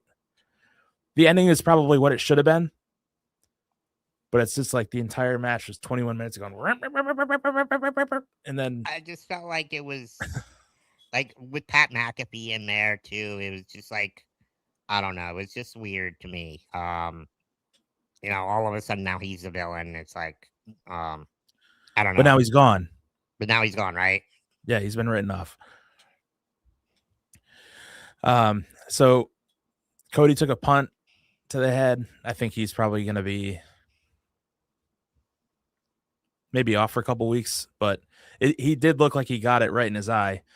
So there was some footage of afterwards where Randy was checking on him, being like, dude, sorry. But that's a dangerous move, and that's I guess what the spot was for. Yeah. And if anybody's going to want to take it legitimately, it would be Cody. Yeah, no, he was going to definitely take it for sure. But yeah, what did you think of the whole weekend in general overall? Night 1, just I saw some statistics that there was equal amount of time for advertisements and matches, which, an event named Wrestlemania is not great. You don't want that. A lot of it could be the fact that ESPN makes TKO think that they have to recoup some of their money because they're not feeling like they're getting their end of the bargain as far as what they spent on getting the pay-per-views from WWE. I thought the obvious standout match was the main event of night 2. Roman Reigns and CM Punk was just crazy solid match. I instant classic. I couldn't believe that. It's like Punk's greatest hits plus everyone that inspired him. He was pulling moves off of for everybody. And then he made Roman look strong finally. He did. And it was the right call. I think it was the right call. I'm excited to see if Gunther isn't going for Brock Lesnar at SummerSlam, I have to guess that the next big money match on Raw is going to be Gunther and Roman Reigns, which would be crazy. Because they're both very slow, methodical storytellers in the ring. Yeah. And our buddy Jeremy from the Rock and Noah channel, was there this weekend. Yeah. So maybe we could have him on again next week, and you guys can chop it up a little bit more, and talk about his experience, what he saw there at the arena. I'd love to get both of your guys' Probably take on that. probably a lot of advertisements. I'll probably say that. No, for sure. No, that would be good to talk about. I think recapping after, because the Raw after WrestleMania and the SmackDown after WrestleMania are usually two big nights. So I think kind of putting that event in the context of that would be good. No, for sure. Well, John, this was a fun episode. I had a blast. I know we haven't been on in 2 weeks, but we, with the Panthers last week, last game of the season, and trying to get our guests here. We do have a special guest that you are going to be hosting. I'll be helping you with that, but maybe we'll see. We'll keep you guys in the loop. I'm still trying to get. It's a big one for me. It's a big one for me if we can get him.